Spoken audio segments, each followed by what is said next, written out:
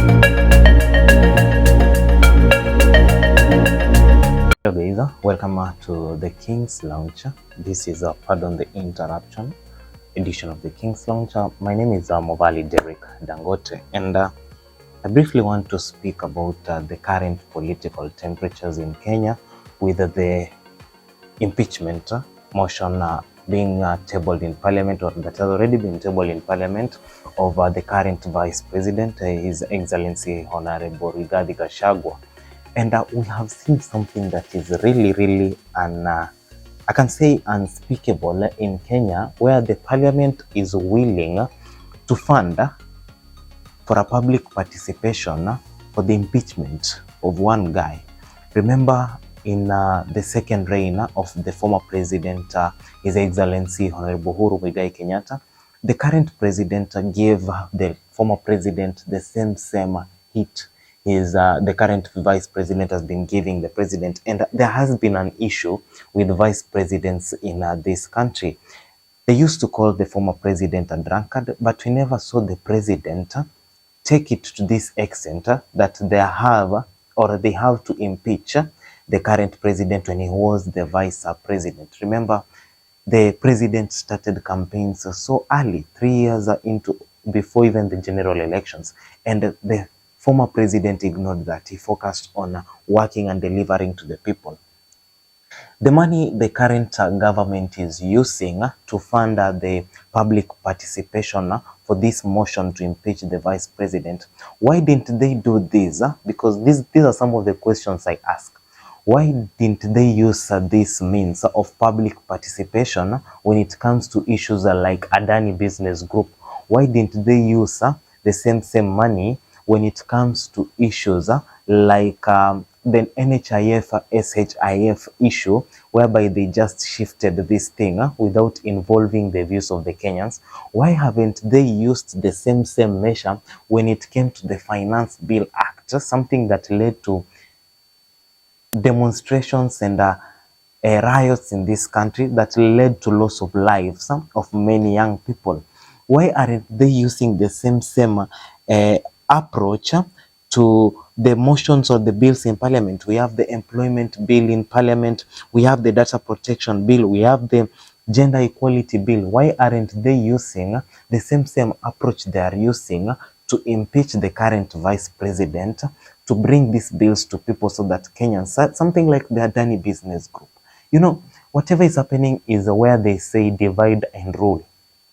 That is the approach being used, whereby they have to divide your attention for them to rule. They know people have been talking about Adani. They know activists are on Adani Business Group, so they had to bring things that will divert attention. And this is something that we were warned earlier. I remember Lin Ngugi saying that right now they have arrested Morara Kebaso. Then there is the issue of impeachment of the deputy president, so that they can pass these things such as the NHIF, SHIF, and it indeed happened, whereby it is already there. SHIF has passed, and we right now have the Adani Business Group. Nobody right now, no channel, no mainstream media, no content creator, nobody is talking about Adani Business Group, because each and every focus is on the impeachment of the Vice President of Kenya. The question is, what has the Vice President of Kenya done that cannot be resolved via dialogue? Okay, if we talk about him being tribal, Kenya has been a political tribal nation since way back in the 1963 formation of the government by the late Jomo Kenyatta. During the late Moi regime, it was so tribal. Like, the politics in this country is every leader fighting for his or her people. So why should you take a bill to Parliament citing that the current vice president is so tribal, when each and every politician in this nation is tribal? We all know that for the past 60 years of independence in this country, politics has been defined on tribal lines. We elect leaders based on the tribalic or the tribe they come in. So, busy being in Parliament discussing a motion to impeach the vice president when we have issues. Children died in Endarasha. Nothing has been done about it. No one is talking about it. We are talking about impeaching the vice president.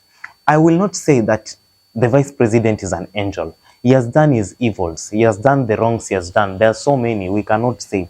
But he is not different from the current president.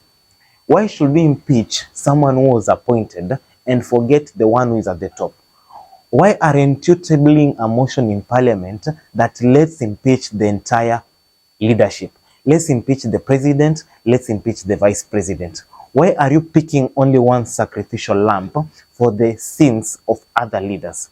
You see, this is why I usually say that in Africa, we are living a life where we are being dictated by Europeans. We are living in neo-colonialism era because colonialism never ended. They are doing these things to appease someone somewhere. The president is silent, and I remember when the vice president was speaking at Citizen TV with Sam Gituku, he said there is no bill. That was something that UDA or Kenya Kwanza pact had, that there is no motion to be tabled in parliament from the UDA side without the president approving it. And he said before his impeachment motion gets to parliament, the president, who is Dr. William Samoei Ruto, has to approve it. So it means the president approved for this. Mr. President, why are we wasting time on things that are not benefiting Kenyans? We have 2 by-elections, actually 3, because there is another governor who was impeached just the other day. Here in Kilifi County, in Magarini, they have no MP. They impeached Kawira Mwangaza, the governor of Meru. They have impeached another governor. Now, why aren't you taking time to sit down and form IEBC so that these citizens can elect leaders or re-elect the leaders they already elected that were impeached, and have leadership running, have development projects running? We are busy running to impeach the vice president, then appoint a new vice president. Can't we wait for 3 years so that both of you go home? Or can you both be impeached and go home? Why should we impeach one of you? That is the question. Our members of parliament, we elected you to the parliament to serve the needs and the rights of Kenyans. We did not elect you to the parliament to fight each other. If the president seems tribalistic, call the deputy president down, sit him down, tell him whatever you're doing is wrong. But remember, I've told you this nation is tribal. Why aren't we talking about bills that are affecting Kenyans? Adani Business Group, how is it helping us? What do we stand to gain? What does a normal citizen stand to gain from that? Bursary, school fees, university, the new funding model. We are not talking about it. All we are talking about is the impeachment of the vice president.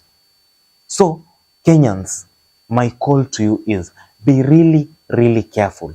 The government is using a tactic that was used by the colonialists during conquering of African territories back in the 19th century, where they used to divide people to rule. Divide the Gikuyu and the Embu, then rule them.